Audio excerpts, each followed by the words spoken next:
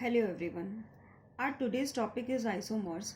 Isomers is a very important topic in the organic chemistry, and it is a very important in carbon and carbon compounds chapter also.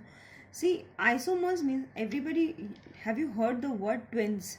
Twins means identical.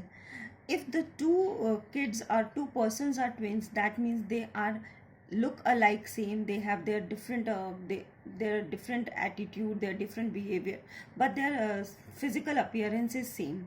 But how we differentiate them? We differentiate them by their names. So here's also isomers. We are just doing the same. For understanding the isomers, first of all, I have told you, uh, alkanes, alkynes, or all the hydrocarbons can be written in three forms, that is structural, molecular, or in the short or the condensed form.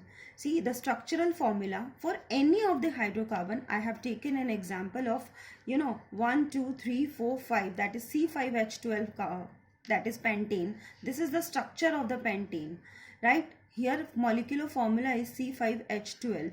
Now this is the condensed form. The condensed form or the short form means wherever we are not showing the bonding between the carbon and carbons, just we are writing in the short form CH3, CH2, CH2, CH2 and CH3. This is called short form or condensed form.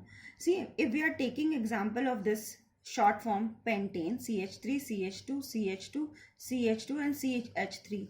1 2 3 4 5 carbons. This is pentane, C5H12. But if this alkyl group or this methyl group is just shifted here on the second of the carbon, now it becomes CH3, CH, CH2 and CH3, which the names according to IUPAC naming, its names is going to change. That becomes 2-methyl butane, as the longest chain is 4, which means butane. And the another one in the next step, if this methyl group is again attached with this middle carbon, it's downwards, it becomes 2,2-dimethyl propane, as the longest chain is 3 carbons. So it is 2,2-dimethyl propane. So in all these three cases, the structure, this molecular formula is same, which is C5H12. See here, 1 2 3 4 5 carbons, 3 3 6 3 9 and 3 12 hydrogens. So the formula is again same, it is C5H12, but the namings in all the three cases are same, changed, which is pentane, 2-methylbutane and 2,2-dimethyl propane, right? So the compounds with the same molecular formula but different structural formulas are called as isomers, and being their structures, their names are also going to be changed. That's why they are called as isomers. Now we are going to do isomers and their types.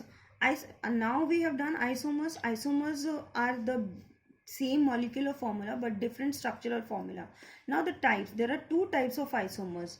The first is chain isomers and the second is position isomers. What are the chain isomers? The compounds with the similar molecular formula but different arrangement of carbon atoms in the straight or the branched chain are called as chain isomers. Now whatever the example we have done for the pentane, that was an example of the chain isomers in which the position of the methyl group is changed. That's why they are called as chain isomers. Now another example, see here I have taken another example, that is C4H8, CH2CH, double bond CH and CH3. Here 1 2 3 4 carbons and 2 3 4, this is 8 hydrogens, right?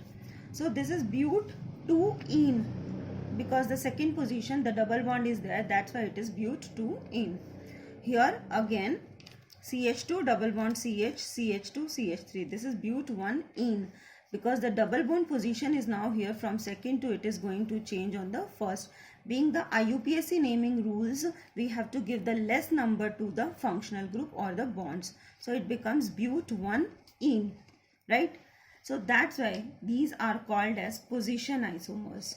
What are the position isomers? The compounds with the similar molecular formula but change in the position of the bonds or the functional groups are called as position isomers. This we will understand with one example. See here, the question is this: if this compound is given, how you will differentiate whether it is a chain isomer or the position isomers. See here, CH3, CH, CH, CH2, CH3. Now here CH3, CH2, CH, double bond CH and CH3. Now first of all, first rule, count the number of carbons. 1, 2, 3, 4, 5, which is C5. Now 3, 4, 5, 6, 7, 3, 10, which is C5H10, right? Here also it is C5H10.